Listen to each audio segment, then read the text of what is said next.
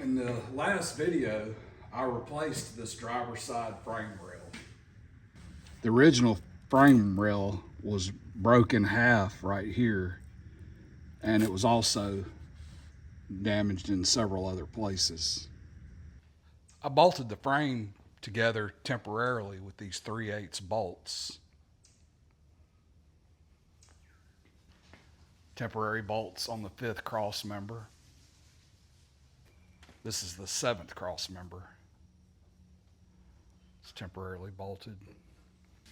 When you look at these original factory rivets, you can tell which side was hammered on or smushed or hydraulically clamped by looking at. You can tell by looking at it. So these rivets here, this is the side that was smashed. Here's a close-up view. This is the opposite side of the same two rivets. And looking closely at the rivets, you can tell that this was the side that was held. Now, I don't know how these frames were put together at the factory, but I would think that the rivets were probably installed using some type of hydraulic clamping tool. And, one man could rivet it and it would save a lot of time rather than hot riveting. I checked on getting a hydraulic pump and clamp and jack to squeeze these rivets, but you're looking at minimum $3,000 to $4,000. I'm going to replace these temporary bolts with rivets, and I'm going to be using the hot riveting technique.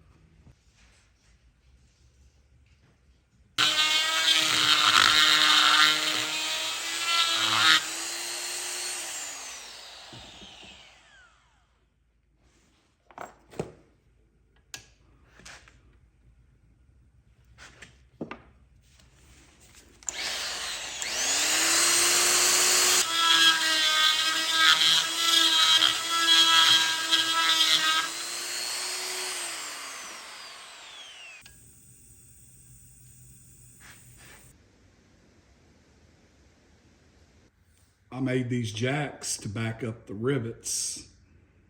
This one's 32 inches, this one's 5 inches, and this one's 4 inches. And they're made out of 3/4 inch square tubing. Each jack can be adjusted out about 1 inch.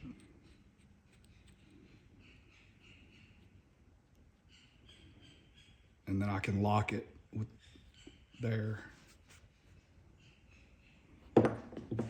These are the tools that I'm going to be using. I'm going to heat the rivets red hot with this oxygen-acetylene torch. I have 3 different size rivets. I have 1/2 inch rivets, 3/4 inch rivets, and 1 inch rivets. And the rivets measured from the bottom of the head to the end of the rivet. So that's 3/4. And here's one of the 1 inch rivets.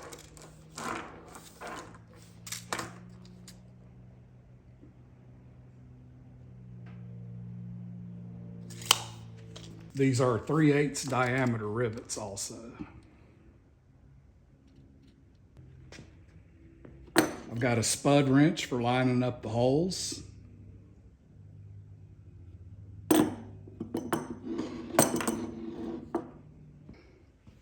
I'm going to use an air hammer. This air hammer is rated for 2,500 beats per minute at 90 PSI.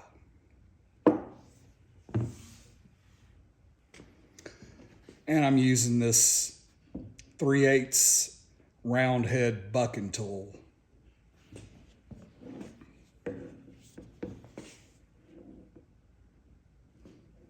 See the shape of it.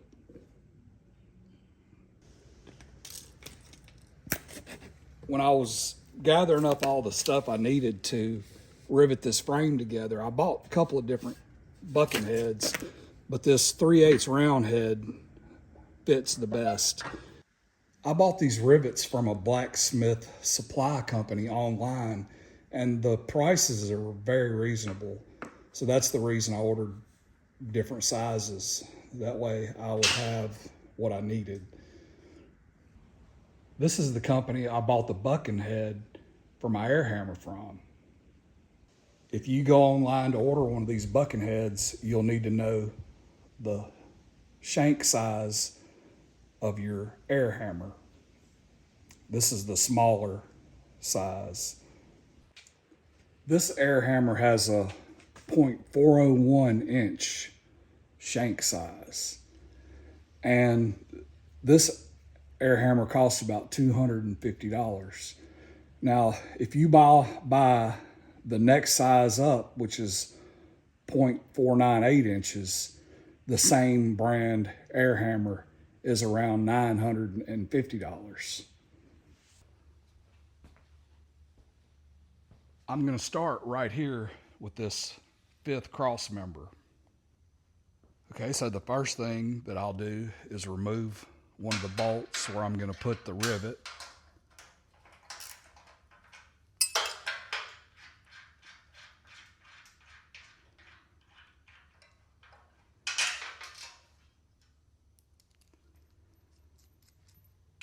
And I'll make sure that the rivet next to it is tight.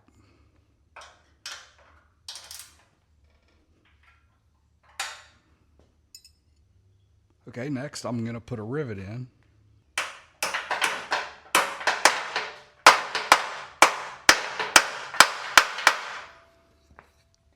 Okay, so that's one of the 1/2 inch rivets, and it's not going to be long enough.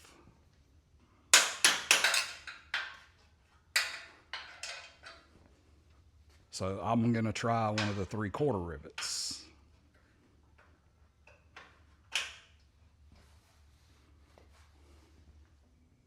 Okay, now I'll install the jack.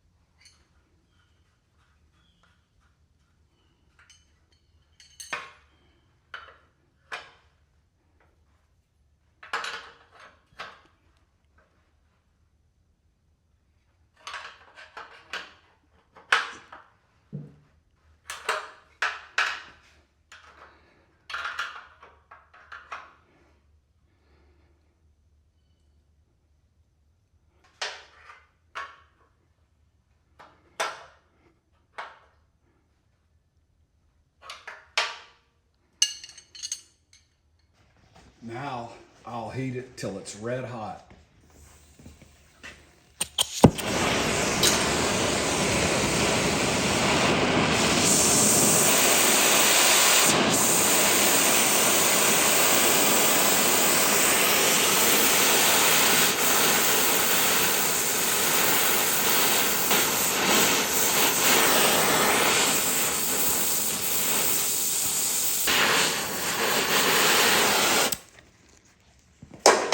Once it's red hot, I'll hammer it in.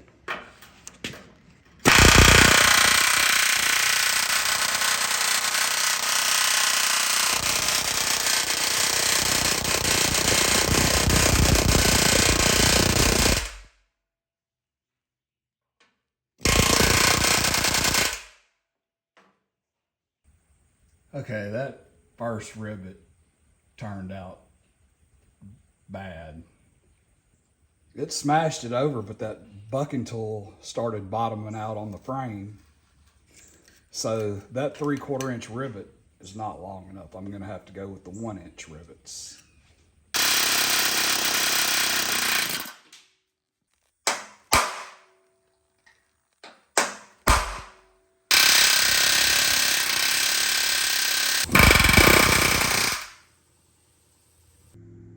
here's one of the 1-inch rivets.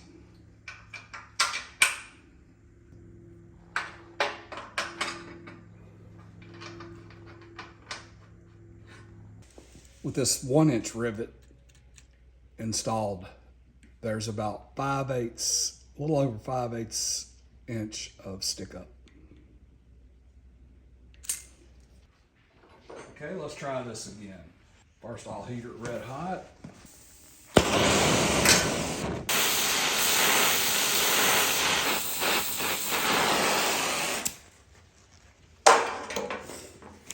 And hammer it home.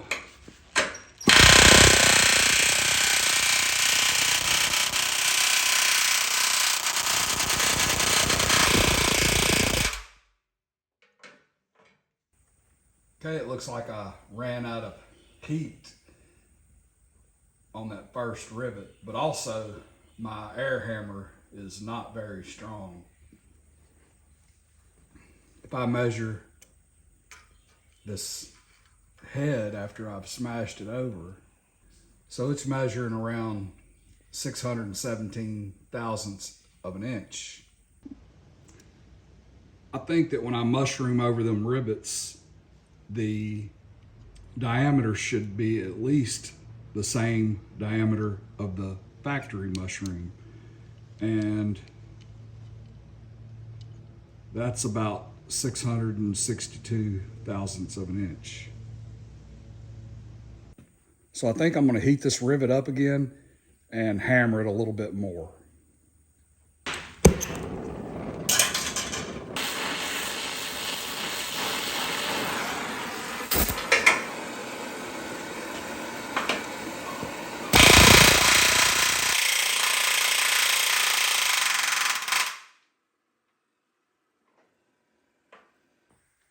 Okay, so this first rivet, it didn't turn out too well. And I think one of the major problems is this backup. It's broke and deformed on the end, so it was getting loose as I was hammering it. So I think I'm gonna make this backup a little bit stronger and try it again.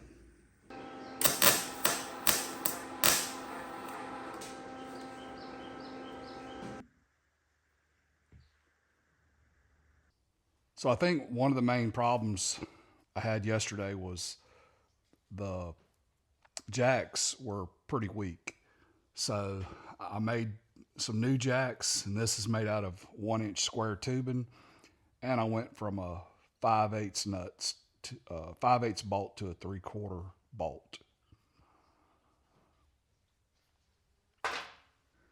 Okay, round 2. We'll see if we can do any better this time.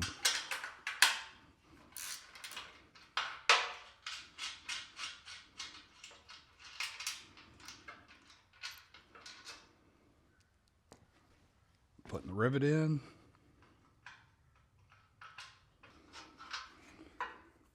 Putting the new heavy-duty jack.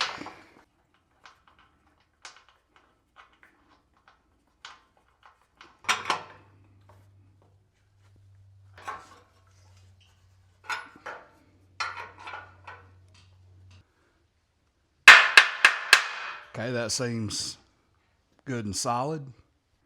I also put a jack under that frame to give it a little bit more rigidity. Okay, round 2, let's see if we can get this frame riveted together.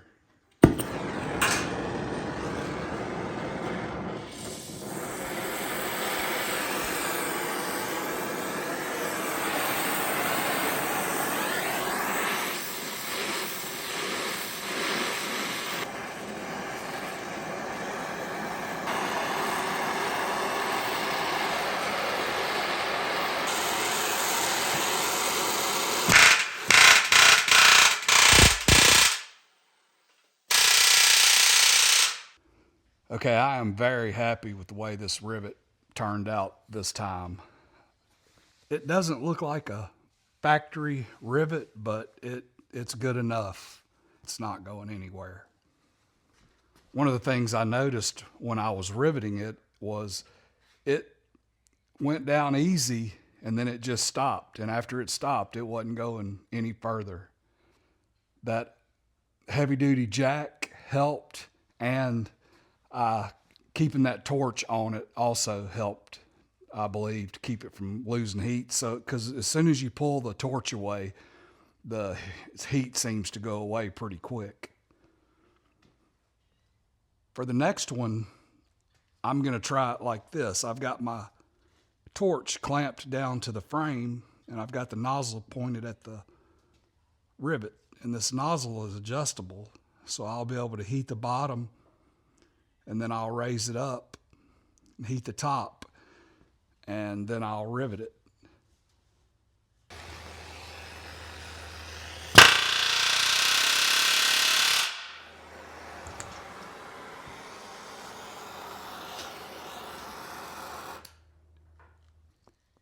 Okay, that rivet turned out even better than the first one, and I believe because I had more heat in it.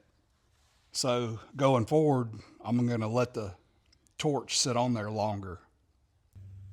This second rivet looks more like the factory rivets. Here's the long jack right here.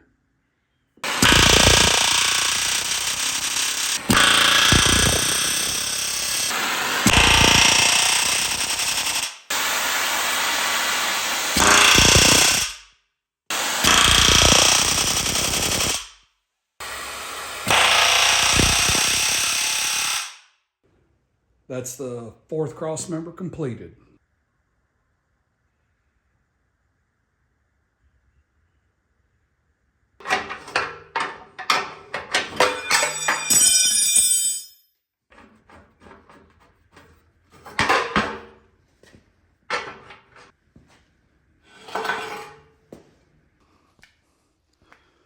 Next, I'll install the 4 rivets on this 7th cross member.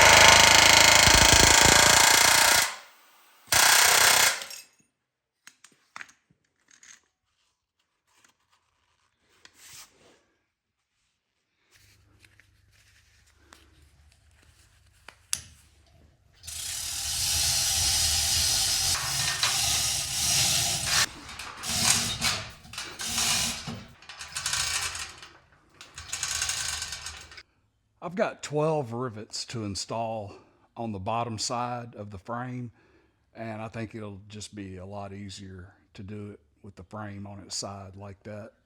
Okay, this is the 6th cross member.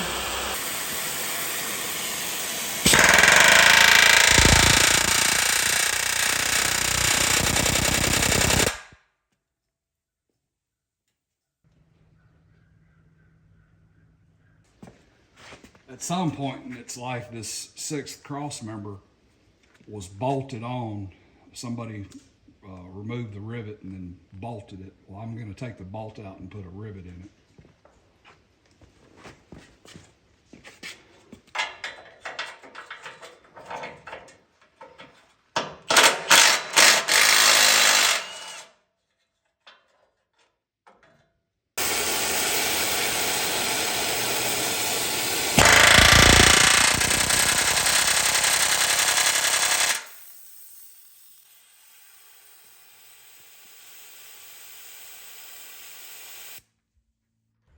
That's cross member number 6 completed. This is cross member number 5, and it's the cross member that has the triple plate. So cross member number 5 has 3 layers: layer 1, layer number 2, and layer number 3. And the 1-inch rivets are not going to work because I won't have enough stick out. I need at least 5/8 inches of stick out. So I ordered some 1¼ rivets. So I'm gonna have to skip cross member number 5. I'll install these rivets whenever the 1¼ come in. This is cross member number 3, and it's also the transmission and transfer case mount, and it gets bolted in. So whenever I install the transmission and transfer case, I'll bolt it in. This is cross member number 2, and it takes 2 rivets. I'll get this next.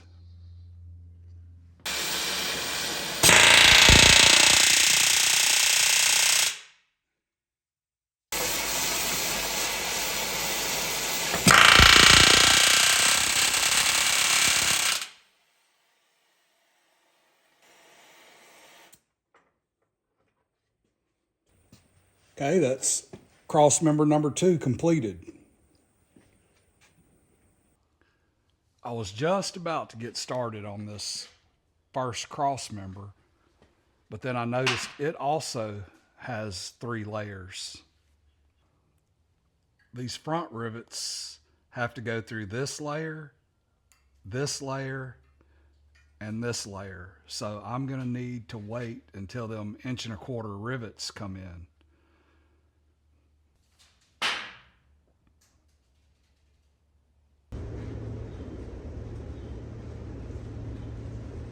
There's a couple of things I want to do while I'm waiting on the rivets. This is the rear axle U-bolts, and this one and this one are stripped out, or about to strip out. You can see the damaged threads on this one. Threads are damaged on this one also.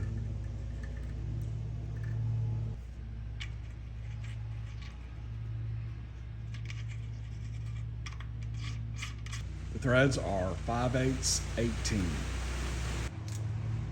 The U-bolts need to be about 8 inches long.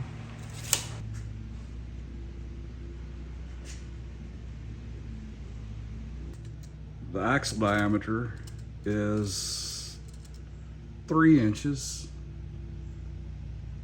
So the ID of the U-bolts need to be 3 inches.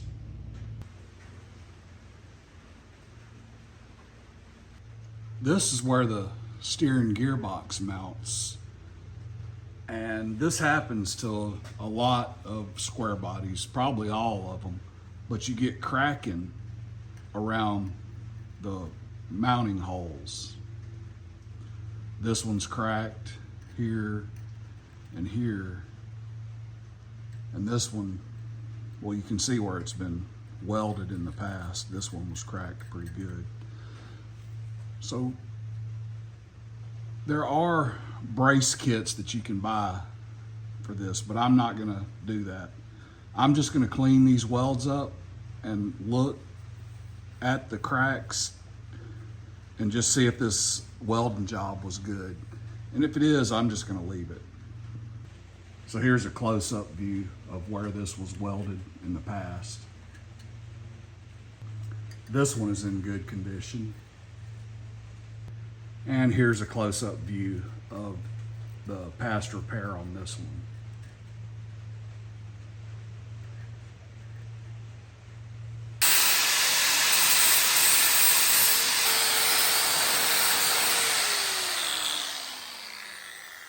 Okay, so that looks like it was welded up pretty good.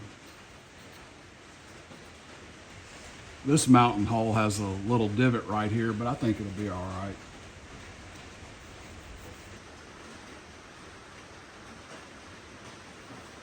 Next, I'm going to cut this aftermarket exhaust bracket off.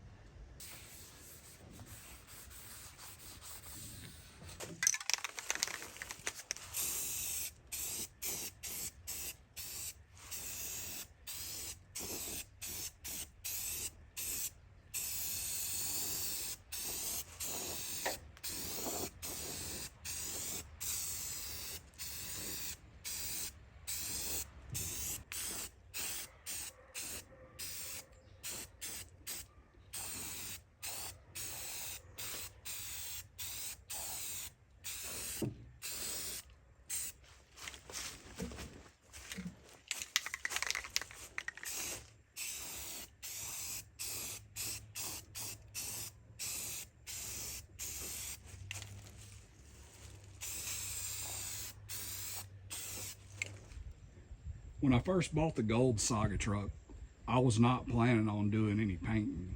My original plans were to repair the frame, put an engine, transmission, and transfer case in it, and drive it.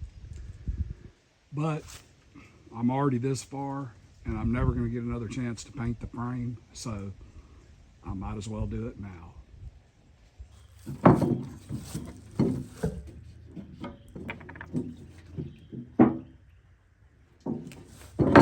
This is the third cross member and the transmission mount. Might as well blast and paint it while I got the time.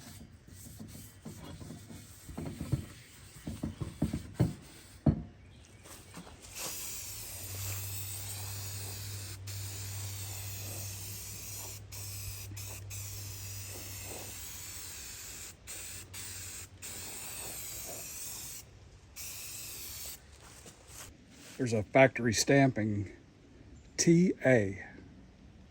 There's also a part number stamped in here. 15548 905. In case you want to go down to your Chevrolet dealer and buy one.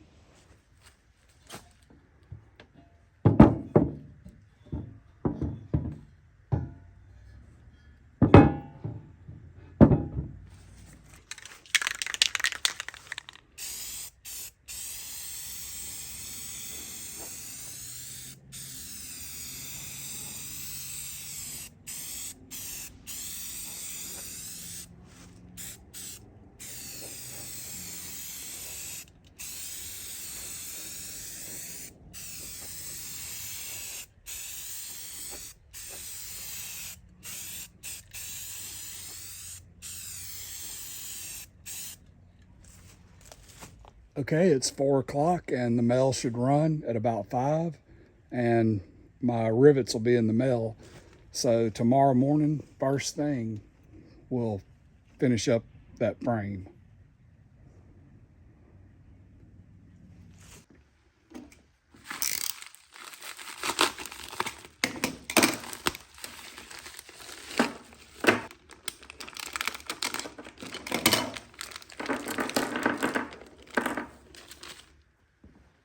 Okay, we'll finish up this 5th cross member. I've got my rivet in, and this rivet has about 11/16 stick out. That's a little bit higher than the other rivets, but I think it'll work. My jack is installed.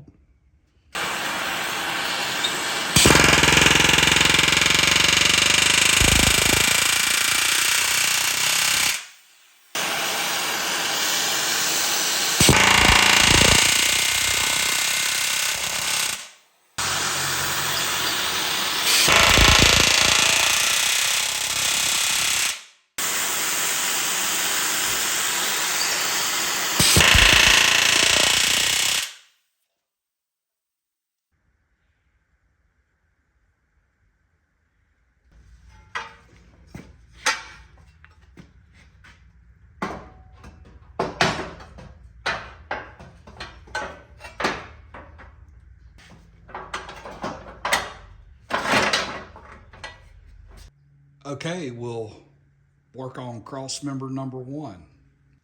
I've got my jack installed. I've got the first rivet installed.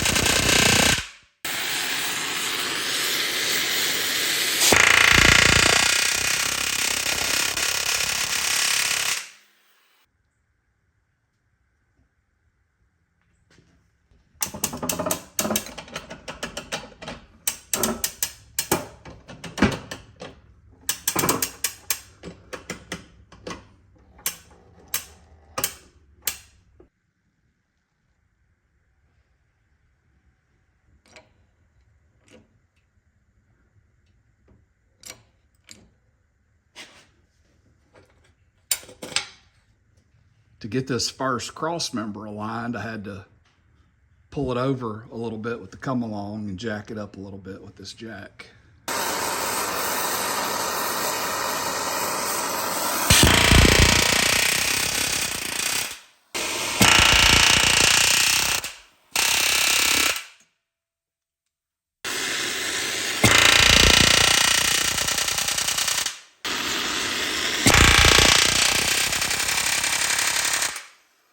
Okay, that's the front cross member complete.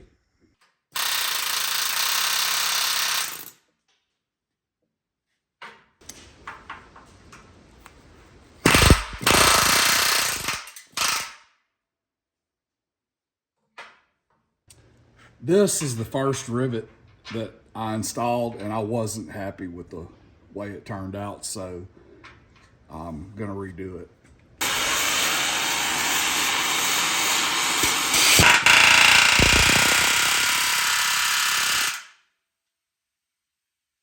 That's it. That's the final rivet. The frame is now 100% completed.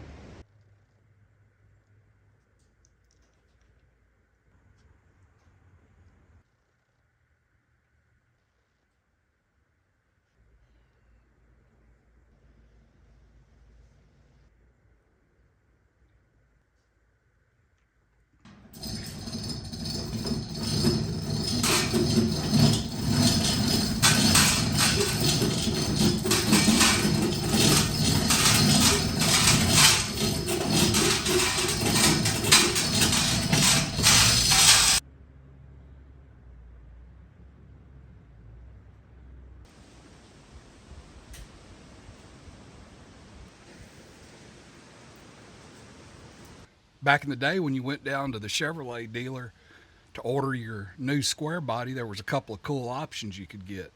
One of them was this quad shock option.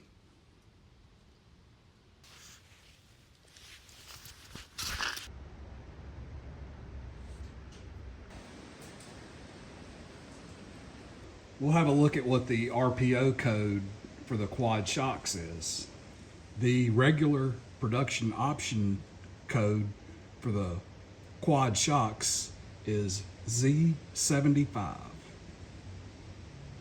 Shock absorbers, front quad.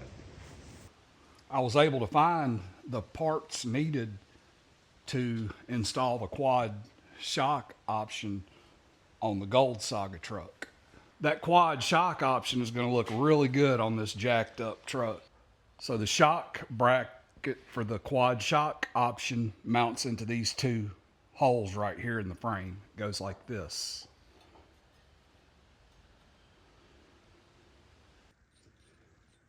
This is the correct factory lower shock mount.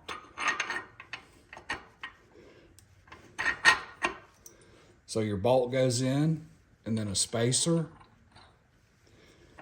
Your original shock mounts right here, and then the second shock mounts right there.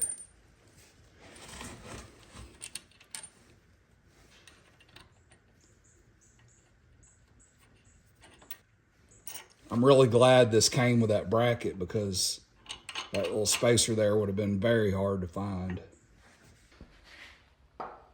It didn't come with the correct bolts for the upper shock mount, but I'll make sure I get the right ones when I put the shocks on.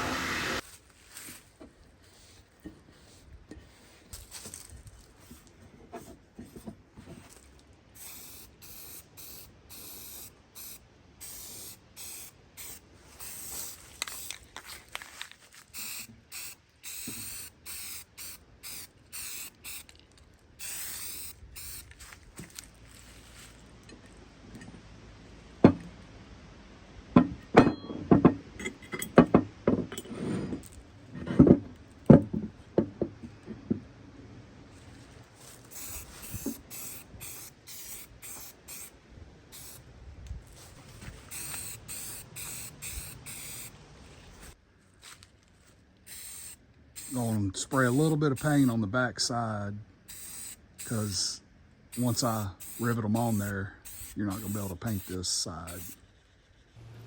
Let's get this quad shock option installed.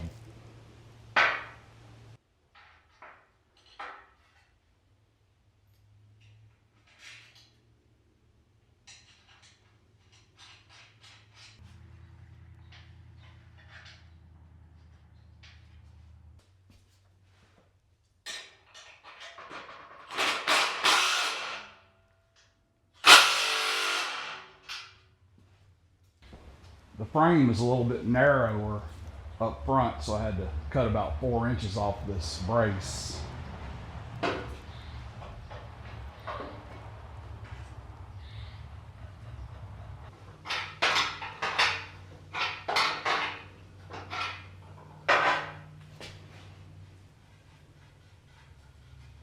This frame is so flexible that it's pushing it out. Not really getting tight.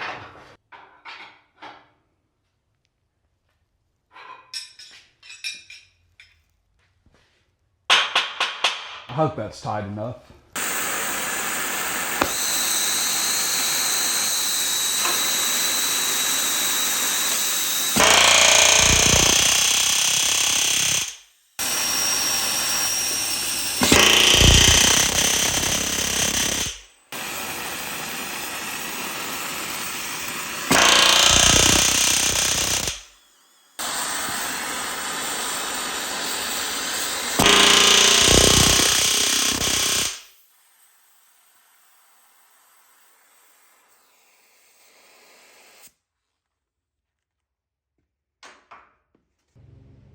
RPO Z75 Quad Shock option installed.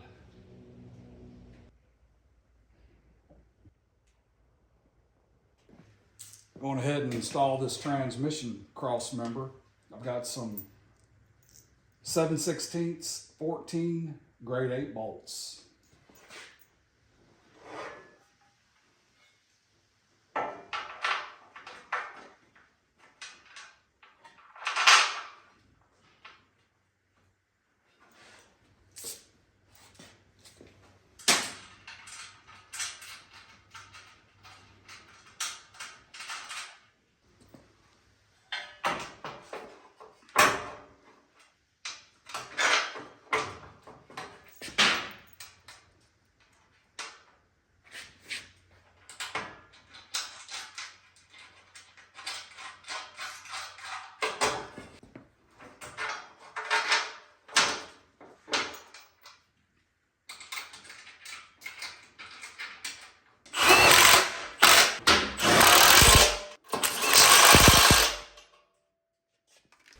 Well, guys and girls, there it is, just like she rolled out the doors in Detroit.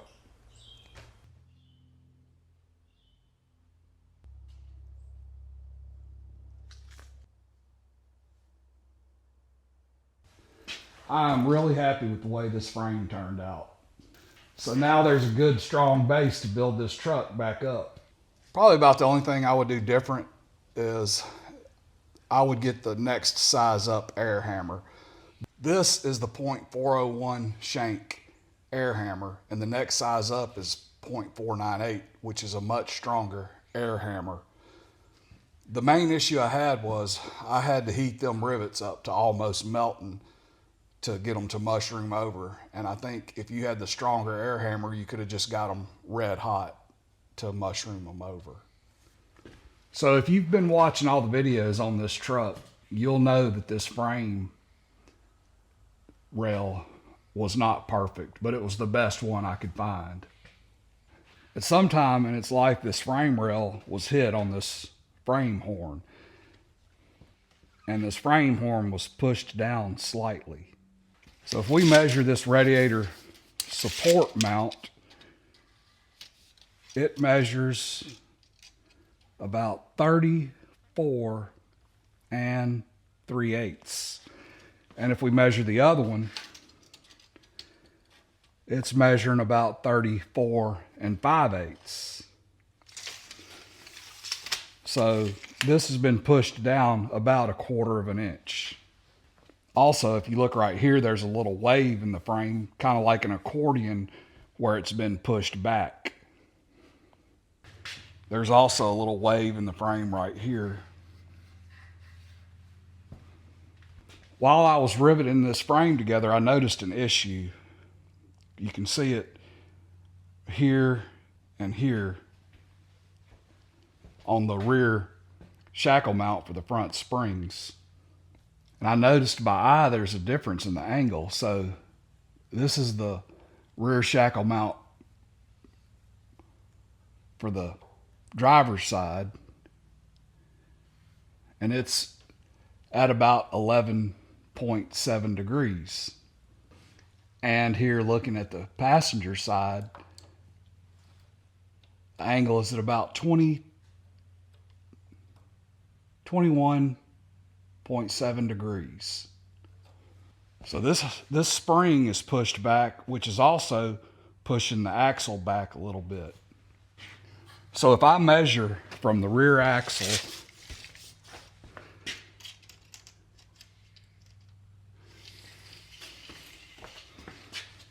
to the front axle on the passenger side, my measurement is 115 1/4.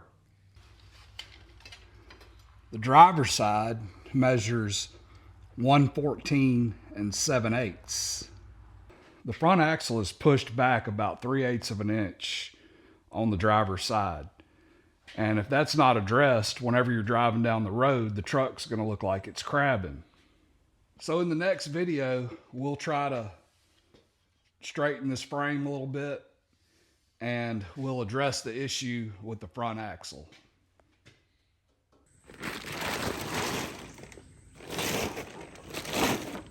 This is the donor engine I found. This engine came out of a 1988 V20 Suburban.